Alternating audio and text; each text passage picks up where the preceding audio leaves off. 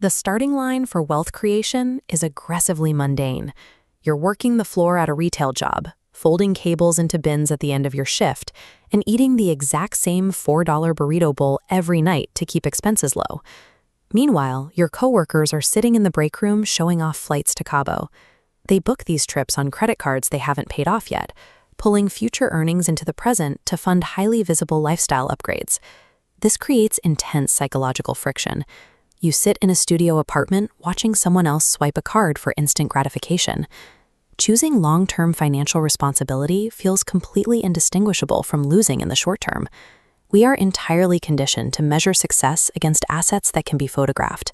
A coworker standing next to a brand new silver Porsche in a driveway immediately registers as the ultimate benchmark of having made it. But actual financial independence sits entirely out of frame.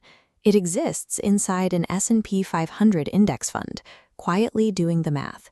You can't stand next to an investment portfolio for an Instagram post. Achieving the life you actually want requires enduring a prolonged phase of extreme discipline that offers zero external validation. You have to survive the silent middle. The foundation of this phase relies on a very specific philosophy. You prioritize immediate, imperfect action over total understanding. You don't need to know exactly how an index fund operates on day one. You just have to start now and fix the rest later. The physical mechanics are incredibly boring. You automate small transfers. You move $50 from a paycheck into a Roth IRA and let it sit. These invisible contributions run in the background, while peers escalate visible spending on new cars and apartments. The timeline is grueling. These micro-actions stack up over years and years without visibly altering your external lifestyle in any way. Nobody films a random Tuesday when you bump your contribution up by 2%. The early stages of investing rarely test your financial literacy.